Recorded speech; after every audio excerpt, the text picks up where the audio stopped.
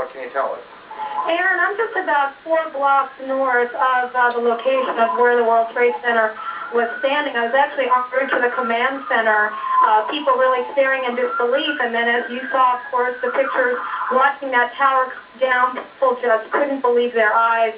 Police then pushing people immediately, people turning around and starting running ways blocks away from the site. There is black smoke and is covering the air. You see people covering their mouths with some handkerchiefs and their coats, and basically, it's an unbelievable scene. Most of the people have gone. The police are really pushing people away. There were a lot of people as I was making my way down here, Aaron.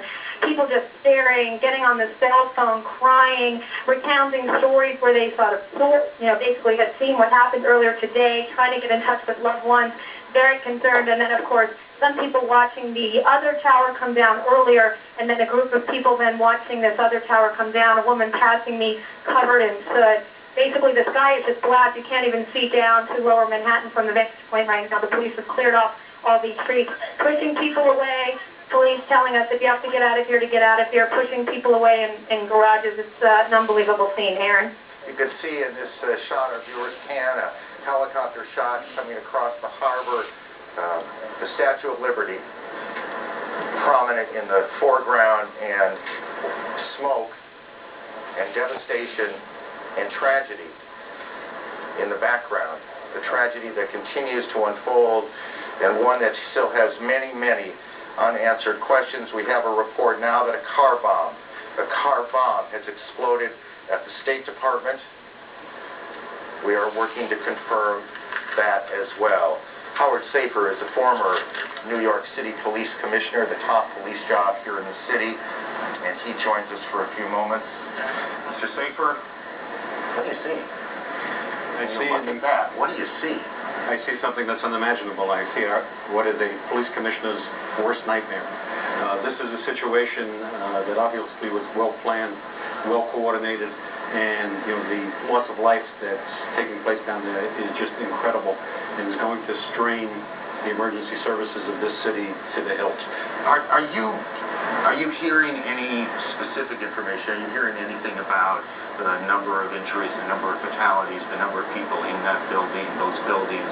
Are you getting any of that information from? Well, I know there are 50,000 people who work in the World Trade Center. I know that every ambulance and every fire company in the city has been called in and dispatched there.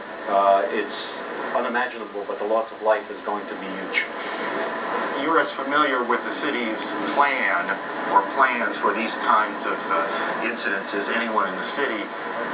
In all honesty, does the plan cover the scope of what appears to have happened here?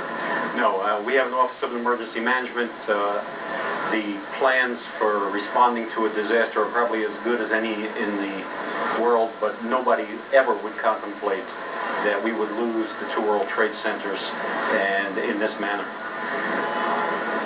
Tell what's happening there, would you guess, in the sense that what are police doing? What's the first thing that has to happen? Triage? The first thing is triage. The first thing is to identify who can be treated, who cannot be treated, to get those ambulances to hospitals. Every hospital's emergency room is open and I'm sure working right now.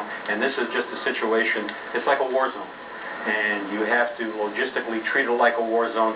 You have to have your front lines, you have to have your support, and you have to have people who are constantly in there doing something. I was also fire commissioner before I was police commissioner, and it's no longer an issue, unfortunately.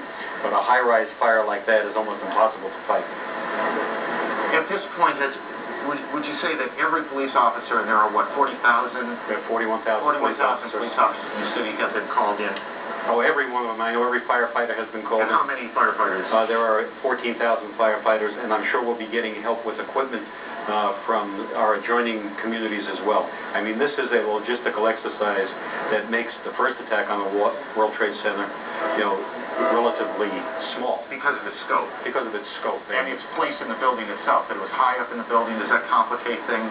It does. Once you get above the 10th floor in a fire, it's almost impossible to fight a high-rise fire above the 10th floor, except by sending firefighters up there and using hose stands. Then you run into water pressure problems. I was just thinking about this not long after the World Trade Center bombing. the engineer who designed the World Trade Center told me that the World Trade Center was designed to withstand a 707 direct impact. Well, obviously, that wasn't the case. It seems not.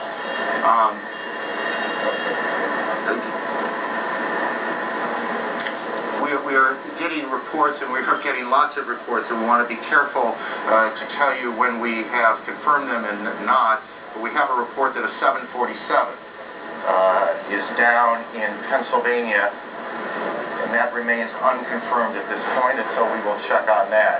I want to get back to the former commissioner in a moment, but again, to briefly recap, you have buildings in Washington now evacuated, the White House, the Pentagon. We have a report that there has been a collapse at part of the Pentagon itself. There was an explosion. You can see the Pentagon on the right side of your screen, and that is a live picture as well. On the left side of your screen, you see the situation here in Lower Manhattan in New York, where both of the World Trade Center towers have collapsed. This morning, as people were coming to work, all airports in the country have been shut down. International flights that were heading this way are being diverted to Canada. The White House has been evacuated. The president was in Florida this morning, and he spoke briefly and said, in truth, the kinds of things, and about the only kinds of things you can say in moments like this, that the government will do everything it can to hunt down whoever is responsible. This is obviously an extraordinary crisis for the president, and the first crisis, major crisis like it, that he has had to face, compared to the plane that was forced down in China. That seems small right now compared to what's going on here in New York and in Washington, and the president is headed back on Air Force One from Florida to the White House. The White House itself has been evacuated. We are trying now to figure out where the relevant players in Washington are, where the Vice President is, the National Security Team, where they are meeting. We are working very hard right now to find out what both the FBI, what the CIA, what the Secret Service knows. It is chaotic now in two cities. You have major buildings that have been evacuated. It's very difficult, obviously, to get phone calls through as you look at the Pentagon, and I suspect we are also getting a report as you look at these pictures of the Pentagon, and I, in all honesty, suspect you see them a little more clearly than I do, but part of the building appears to me, as I look at it, to have collapsed. That's the Pentagon, and those pictures are live at 10:40 Eastern Time this morning. We have a report now of a fourth explosion at the Trade Center, and Brian Palmer, CNN correspondent, is as close as he can get to the area. Brian, what can you tell us?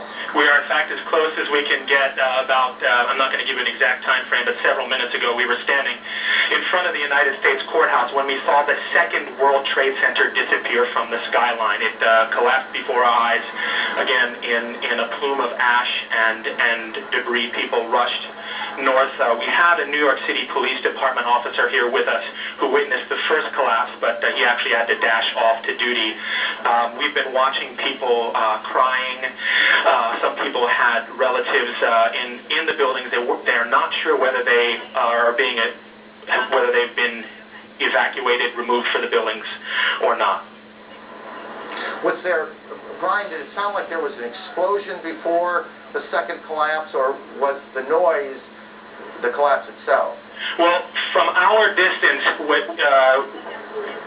I was not able to distinguish between an explosion and the collapse. We were several hundred yards away, but we clearly saw the building come down. I heard your report of a fourth explosion.